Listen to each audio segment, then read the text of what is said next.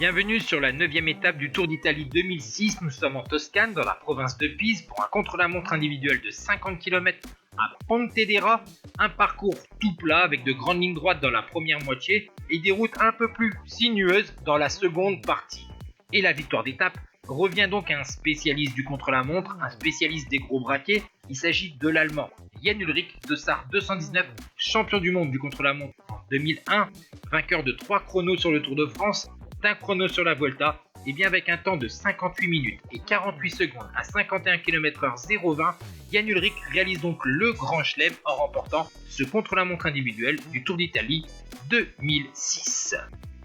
La deuxième place de ce contre-la-montre va revenir à un grimpeur. Il a pris le pouvoir lors d'une arrivée au sommet lors de la 8e étape. C'est un rendez-vous important pour Ivan Basso pour essayer, pourquoi pas, de creuser les écarts sur d'autres grimpeurs et essayer de résister à des rouleurs. Eh bien, Ivan Basso va pourtant partir assez calmement, tranquillement entre guillemets, puisque lors du premier temps intermédiaire à Pise, après 14 km 500, vous allez voir que Ivan Basso est quand même assez en retard, avec 41 secondes de retard sur ce premier passage. Mais dans la seconde partie, plus sinueuse, Ivan Basso va accélérer et va revenir sur Damiano Cunego de la formation Lampre à l'approche du dernier kilomètre de ce contre-la-montre et va le doubler après cette petite partie technique. Ivan Basso va donc finir très fort. Je vous rappelle, il était à 41 secondes après le premier temps intermédiaire. Et bien Ivan Basso va finir ce contre-la-montre de 50 km tout plat à seulement 28 secondes de Jan Ullrich. Il fait mieux qu'un coureur comme Marco Pinotti qui est un spécialiste du contre-la-montre.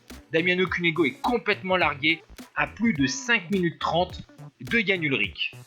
On va se concentrer sur les autres prétendants au classement général, avec tout d'abord Sergej Onchar, le spécialiste aussi des contre-la-montre, équipier de Jan Ullrich chez T-Mobile, porteur du maillot rose pendant 2 jours, un coureur habitué du Giro d'Italia, vainqueur de 5 contre-la-montre sur le Tour d'Italie. Eh bien c'est une déception, vous le voyez avec son braquet typique, il tourne pas beaucoup les jambes, tout en puissance l'Ukrainien. Eh bien il va finir entre guillemets assez loin de Jan Ullrich, puisqu'il va réaliser un temps de 59 minutes et 57 secondes. Il finit à 1,09 de son leader allemand. Paolo Savoldelli de la formation Discovery Channel, lui, a déjà remporté le Tour d'Italie. Il a remporté le contre-la-montre d'ouverture à Liège.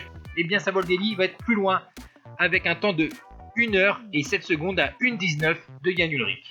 Et on se concentre sur le dernier coureur qui, lui, fait une bonne opération classement général. C'est un rouleur de la formation Phonak. Il s'agit de José Enrique Gutiérrez qui finit à 1,42. Et voici donc le top 11 de cette étape chronométrée à Pontedera.